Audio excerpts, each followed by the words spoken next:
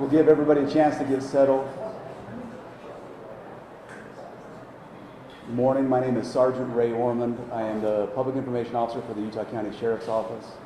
We want to welcome everybody here today as we are going to be releasing some definitive information in the homicide of Laura Ann Aime. With us here today, we have obviously Sheriff Mike Smith.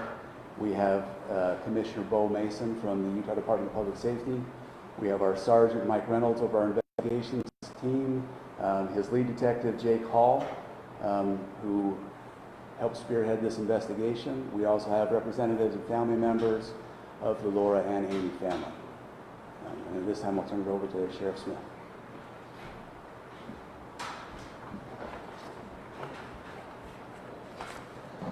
Thank you and good morning. We're here today to give an update on the murder of Laura Ann Aime that occurred in the fall of 1974. We now have definitive evidence proving that Theodore Ted Bundy murdered Laura, and we can announce that this case is officially closed.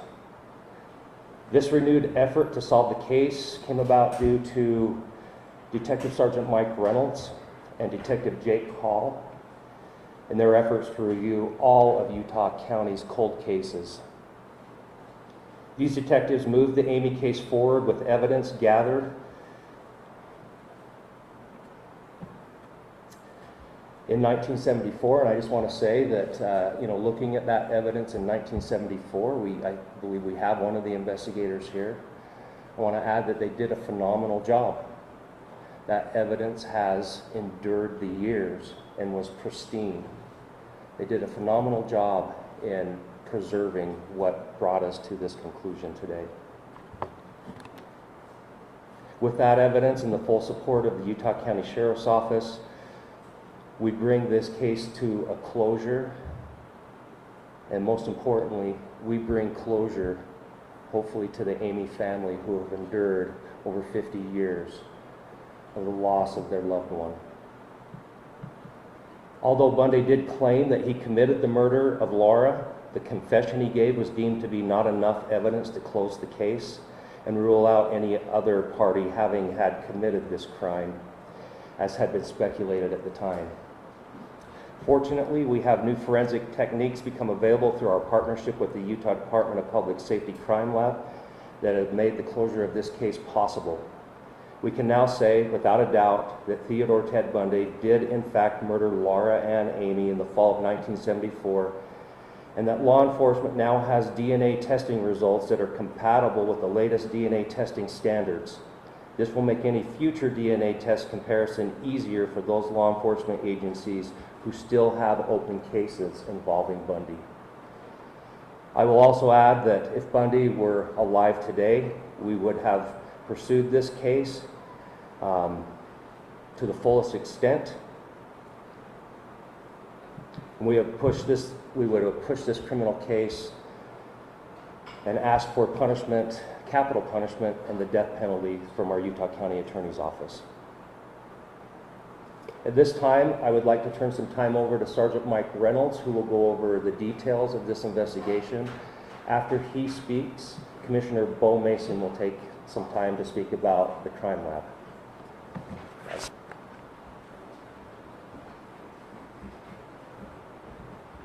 Thank you, Sheriff.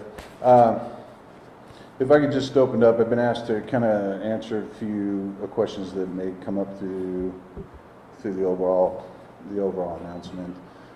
Without the strength of this sheriff and this administration, the undersheriff, I believe we still continue to spin some wheels and time continues to burn on. However, with the passion of the sheriff and at his direction of his administrators, we're able to get all of the necessary resources to close a crime that is long overdue.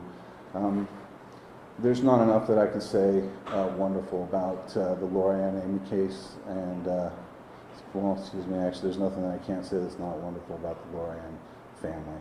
And Laura Aime is the quintessential daughter of Utah County, and we felt the pain that the family feels when she was taken. We felt the pain that you felt this whole entire time, and we've had a desire to deliver to you some type of healing. And I know I can't really say the word closure, but some type of healing, and hopefully we've brought that. I'm going to kind of go back to script here, it's a little easier, but at the onset of the beginning of this assignment to the Utah County Investigations a year ago, this is top priority of myself for these cold cases. My desire is to bring resolution of some kind, of some type, to the families and present some type of closure.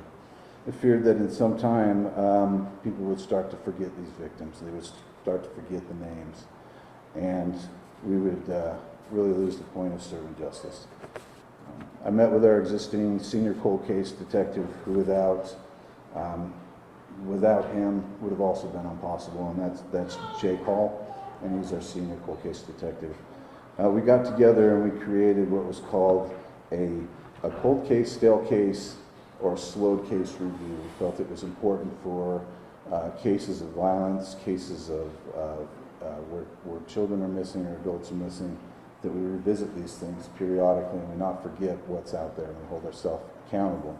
And we basically essentially tells ourselves to do better, perform better, and to be better.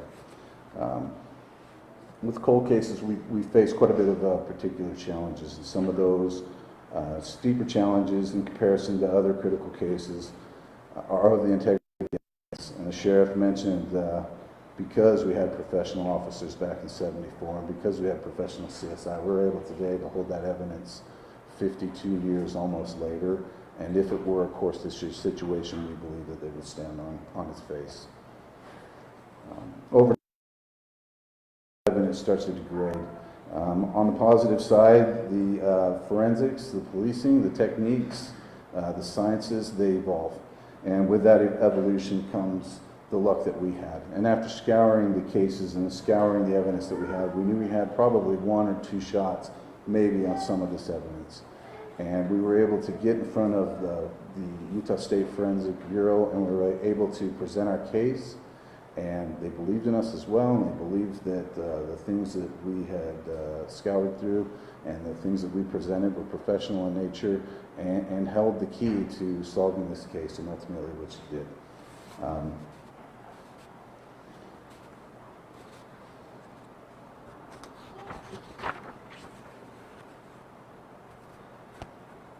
Again, in the beginning of March, this is when we learned and we got the results back from the state. We knew that it closed the door of nearly almost 52 years. Later, for Laura Anne, it provides strength, passion, and now we have the final irrefutable blow to Bundy in this case. Laura has that last opportunity to drop her last words, and I believe she did so. And I believe she did so today. She continues to send small signs, and as the day rains, it reassures us that she's happy with the direction we're going. And this is a good thing. This is a great thing. The full DNA profile of Ted Bundy has been recovered from our case, and it stands now as an aid for other cases to be closed. Currently, and under confidential circumstances, we are aware that there is one case that is also going to be close to closure, or be able to be closed due to the evidence that we provide. The sheriff has given his resources and given the green light for us to do anything within our means to cooperate and share anything that we may have with other agencies. In closing, the true last things that I can say is thank you to the Laura Anime case, or Laura Anime family. Thank you for your endurance. Thank you for your accepting us into your family and allowing us to take part and actually know what she was all about. And she is a beautiful woman, and as we did these cases, there was nothing, even 52 years later, there was no evil words, there was nothing harsh said. Everything that was always said with love, and how much of a loving individual she is. And to recall, probably one of the best stories that I heard was she was one of those individuals that just cared for her siblings and would take her siblings out with her own money at the age of in between 13 to early 17. She would buy candy for her little sisters, and she would care for them out of her own money. And it's just something that is hard to be seen. It's sibling love, and it's something that we need more of. And it was a perfect example of love, and I thank you for allowing the Aime family for me to take part of that. At this point, turn it over to Commissioner. Commissioner? Thank you.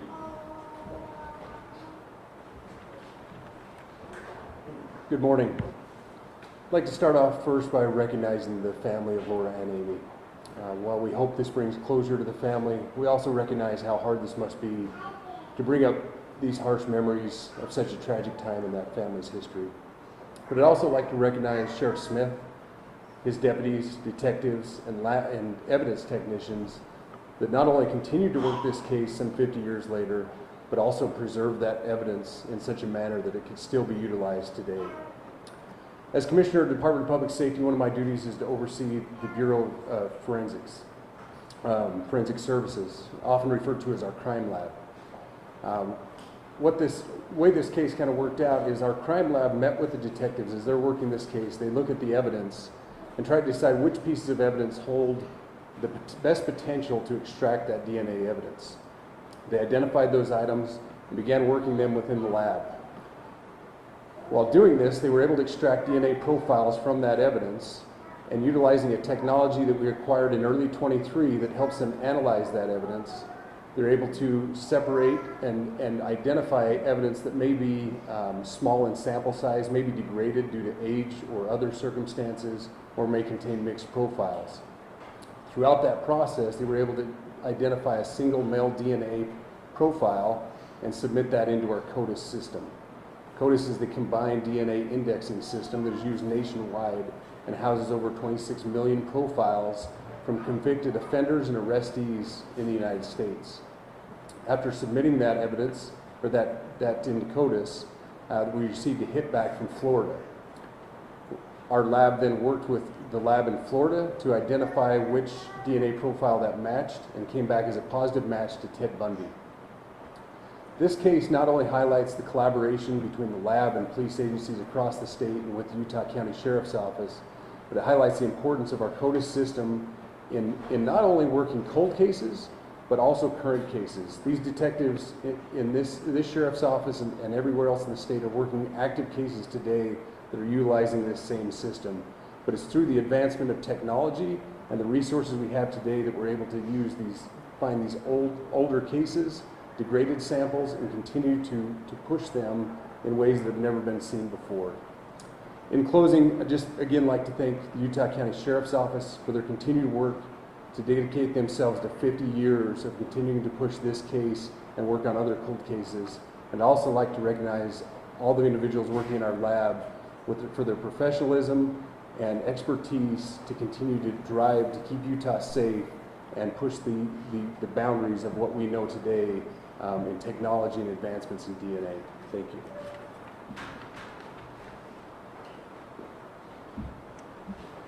Thank you, Commissioner Sargent. This was a big ask, but we asked the Aime family if they would be willing to come up, have a representative come up and say some words. And Laura's sister, Michelle and Paula, is going to come up and say a few words from the family. Thank you. I first want to thank the sheriff's team for working so hard on something that we just assumed was a closed case. And so that they had been working on it for a year is really incredible to me. And I'm sure that my mom and dad would be really happy to know that it is closed. You know, I didn't know it was open, but 2 years ago we were informed that the evidence office was putting together a memorial for her, which they have on their wall. And I was asked to, if we had stories, and you know, I kind of panicked. I didn't know what to say. I was 12 when Laura died. She was 17, but we were really close. We shared a room. We rode horses together. She was very passionate about animals, and her horse Arab, which she spent a lot of time on him. She would feed him red licorice called nibs. I don't know that they even make those anymore, but anyway, after, it was like a treat she gave him, and when she died, he would not eat those anymore. And you know, she was fun. We had a really good time. We used to just do everything. She took me everywhere. You know, as a 12-year-old, that's pretty cool to hang out with your older sister. And I mean, I'm 12 when she died, so I was 11, 10, whatever. We were always together. One time, she had to clean out the barn. We lived in Fairview. We grew up in Fairview. And she wanted to, we were out there in the dark, and my sister Evelyn, Tara's mom, was taking care of Tommy and Dana, and she was in the house, and Laura decided we should knock on the door and then hide from her. So we would do that. We'd knock on the door, and it's dark out, you know, so Evelyn would open the door, and she'd be like, hello, who's there? And we'd be hiding and laughing about it, you know. And she was just fun. I thought she was fun because, you know, I'm a little kid just following her around, but we had a lot in common. The love of animals and just being outside and doing the things that you do when you live on a farm full of animals. And, you know, we were in 4-H horsemanship, and so we just spent a lot of time together, and I know that she would be really happy to know that it's been closed, that it has been, and just to know that Ted Bundy is like gnashing his teeth in hell is really, I don't know, I hate to think people doing that, but with him and a few other people in the world, that's what they deserve. So anyway, again, I thank you, everybody that's here, for being here. It's really quite amazing that people even are still interested in Laura's case. But I appreciate it. I really appreciate the evidence team and Jake and Mike and you guys for even it being so passionate for you to close. And so I know I speak for my family when I thank you, and thank you media too for even caring. That's it. Thank you, Michelle.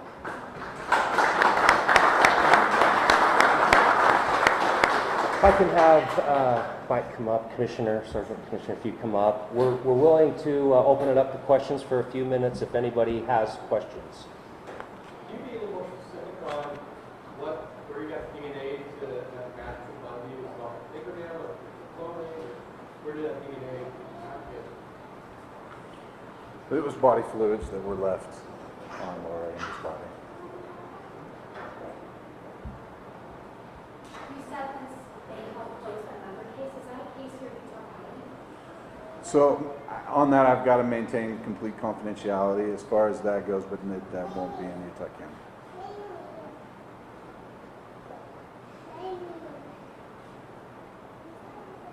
Commissioner, you put the DNA profile into the CODIS database, right? Correct. And it is, but you already had an idea Ted Bundy was responsible.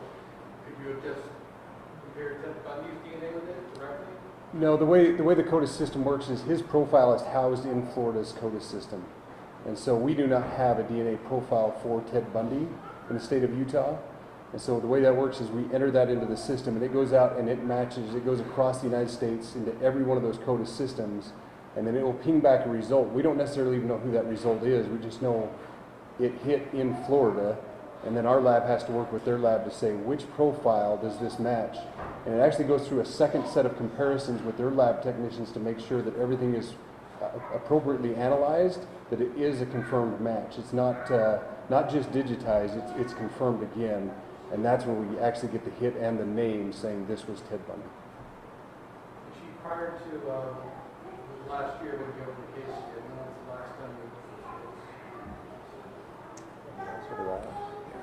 opened the case? This case has been reviewed and tackled by almost every transition of deputies to put an exact time, at least within 2 years before I've taken over.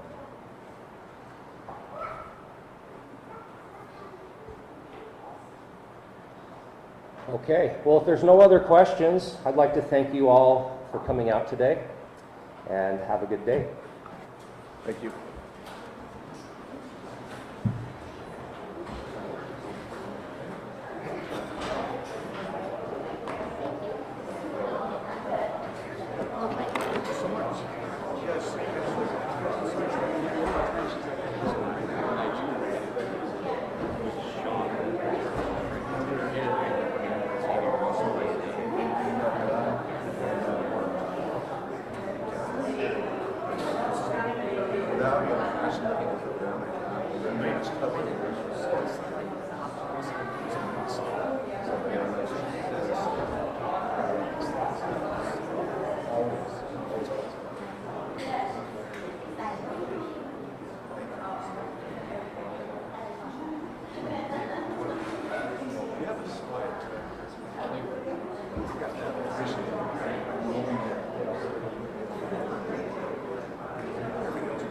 Just a little husband's by